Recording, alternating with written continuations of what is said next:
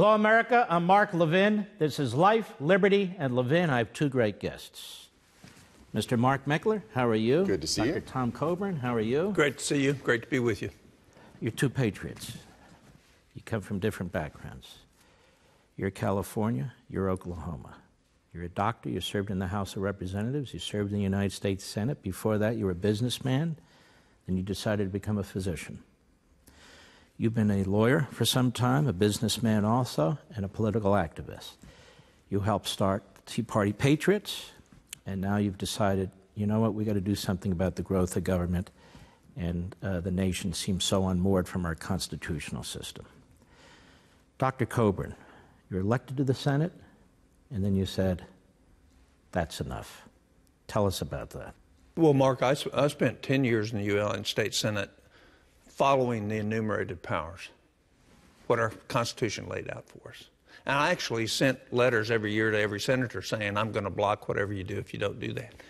And that 10 years, I was able to do some positive things, but not near what is necessary. And I came to the conclusion after 10 years that what's wrong with our country isn't going to get fixed by the career politicians in the Senate or the House, because we have abandoned the core principles of the enumerated powers, and we have this ever-expansive government that is limiting our freedom, but also sacrificing the future of our kids because we've mortgaged their future. And so I left looking for another method with which we can cheat history and not be a republic that falls because we didn't continue with the principles, the foundational principles that we had. What are the issues that you think will cause this republic to fall? Oh, several. One, the lack of virtue that's been promoted in the public education system. Number two, the debt. Number three, the unfunded liabilities. And number four, the abandonment of the rule of law. And if you go read the history on other republics, we're doing exactly what they did that caused their own collapse. And we're repeating it. And you just had notice this week that the Treasury's going to borrow another $750 billion more this year than they did last year. At some point in time, somebody's not going to loan us the money. And then the game's up. And then the consequences are terrible for our kids. Republicans control Congress. Yeah. They used to campaign as fiscal conservatives, at least. They would say, well, don't focus on the social issues. Let's at least focus on the financial and fiscal issues. What's happening? Well, I think that's a natural consequences of career politicians. I mean, if you look at the people who vote against all this stuff, they're not the career politicians. They're the individual citizen legislator who says, that isn't what we're supposed to be here for. You know, one of the things I found really interesting is the oath when you go into the Senate doesn't mention your state. Mentions the U.S. Constitution, mentions our country, do what's in the best interest of the country. And I found that that was in conflict with re-election with many members of the Senate. And that's the other reason I left, is I didn't see a body that was capable of fixing the big problems of our country. Because the government has become so ever big that it micromanages. You know, on average, the average state government only gets to decide 40% of the issues of their own money. An unelected bureaucrat in Washington decides it the rest of the time. And that isn't what we fought in for. That isn't what I believe our Constitution or our framers thought. What our framers thought is that we had experiments going on in different states and that there was a limited role for the federal government. And actually, in the clear documents, said everything else is left to the people and to the states. Well, we've abandoned that completely from Washington. We believe Washington, the country believes Washington, the politicians believe Washington, the judges believe Washington should control it all. And that isn't where I came from. That wasn't what I was taught. I don't believe that's what our founders believed. And so we have a solution that will actually solve this great problem. Mark Meckler, you're an activist, one of the great leaders of the great Tea Party movement.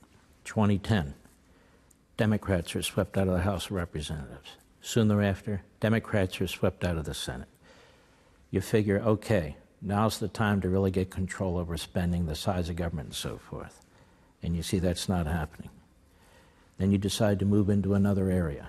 Tell us about Convention of States. What is Article 5 of the Constitution all about, and why is it so important that our viewers know about this? Well, you know, from all that activism, from the big switch in 2010 especially, and realizing that nothing changed, I realized we were attacking the wrong problem. The problem we were attacking was a personnel issue, wrong people in Congress. If you could just put the right people in, the right stuff would happen. Time has shown us that's not the case, right? We know that things haven't changed. We just had this $1.3 trillion supplemental budget, whatever they want to call it. It's just not fiscally responsible. So there had to be another problem. And if you dig in, what you find historically is we've created a structural problem. It's not a personnel issue. We've actually broken the structure of our government. So if you put good people like Tom Coburn in Congress, like Jim DeMint and others, now Jim Jordan, Mark Meadows, there's some good people in Congress. They're working in a broken system. They cannot fix what ails the country. The founders gave us a remedy for this. They knew it was coming. In Article 5 of the Constitution, they inserted the second clause, which gives you and me, acting through our state legislatures, the power to call a convention of states for the very purpose of proposing amendments to restrain government tyranny. And sometimes when I say that, people say, how do you know what the purpose was? And we can look back at Madison's notes. What happens is 2 days before the end of convention, September 15th, 1787, you have Colonel George Mason from Virginia stands, addresses the assembly, says something like this: we have a problem with the document we've created. We've given the power to Congress to propose amendments, but not the people. And he asks a question: are we so naive that we believe that a government that becomes a tyranny will ever propose the right kind of amendments to restrain their own tyranny? Madison's notes, really interesting there. They debated everything, right? Not that.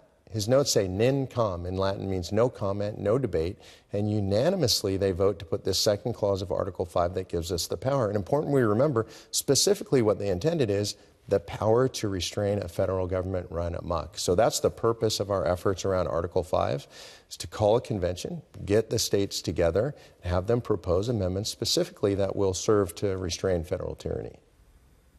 Isn't it true, Dr. Coburn, that this is what the states used to do? They used to meet, they used to have conventions, not constitutional conventions, conventions of the states, to resolve problems, to address issues. And so this was common practice.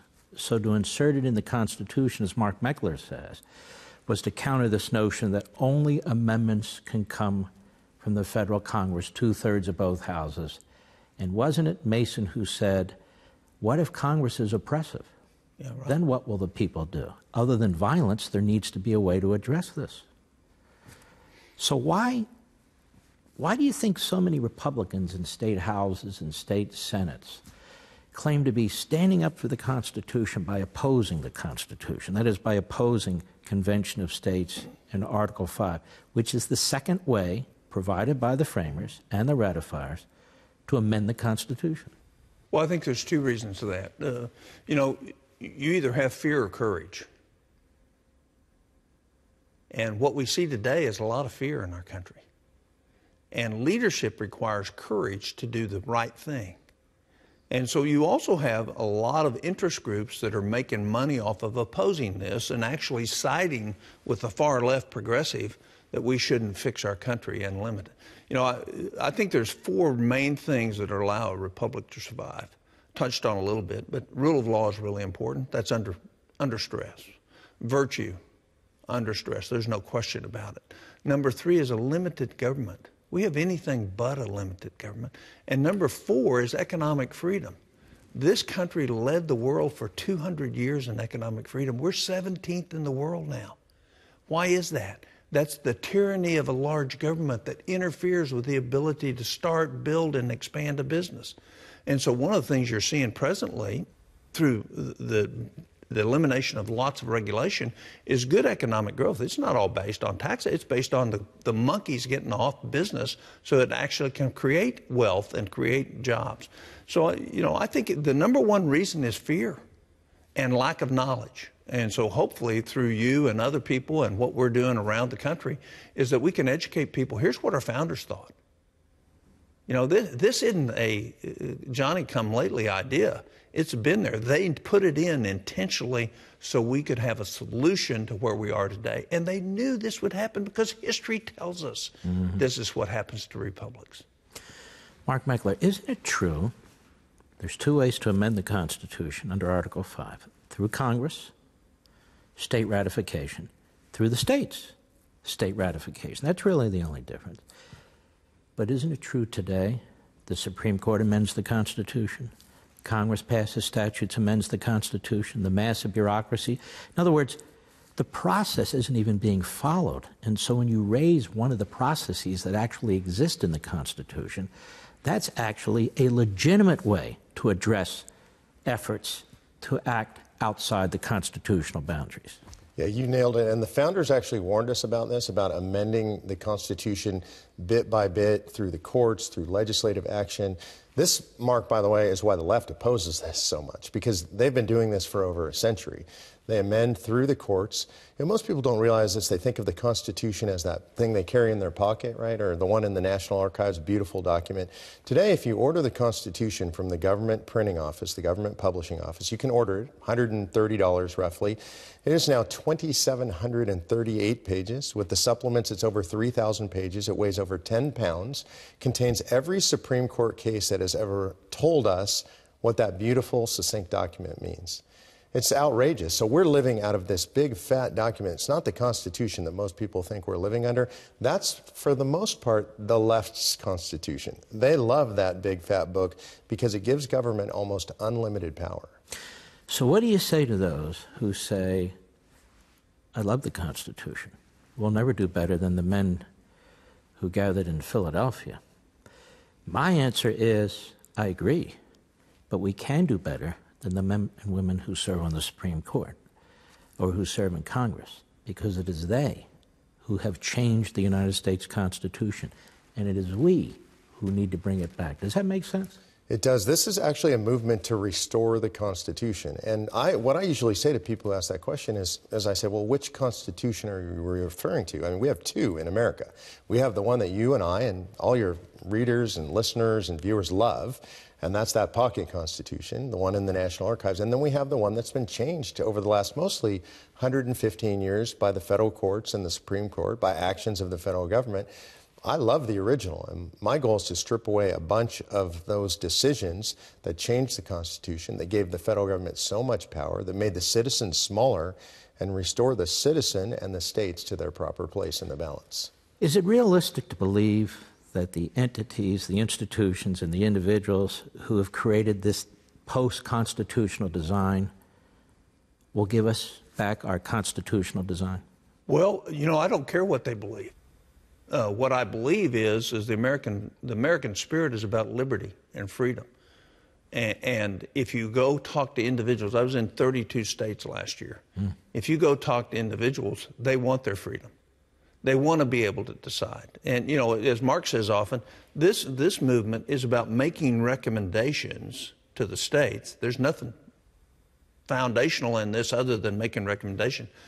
But it's really about who gets to decide our own government. And what's happened is no longer do people get to decide. Unelected judges, unelected bureaucrats have decided for us. And so it's about restoring the process. So I think we can. But I think what we have to do is be very clear about what our intent is.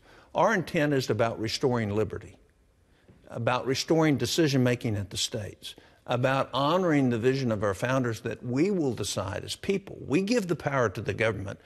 We give it to them. They don't give it to us. We give it to them. And we have the right to maintain and focus on our own freedom and our own movements within our individual states. And that's limited, of course, within the Bill of Rights now, but the Bill of Rights is ignored, as are the enumerated powers.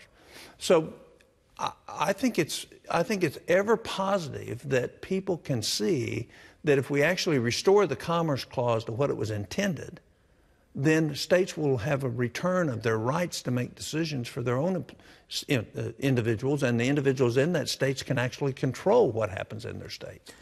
When we come back, I want to ask you, is there anything to fear from this process? And what is this process exactly? Ladies and gentlemen, don't forget, almost every weeknight you can watch Levin TV by joining us. Go to crtv.com/Mark, crtv.com/Mark, or give us a call at 844-LEVIN-TV, 844-LEVIN-TV. We'd love to have you.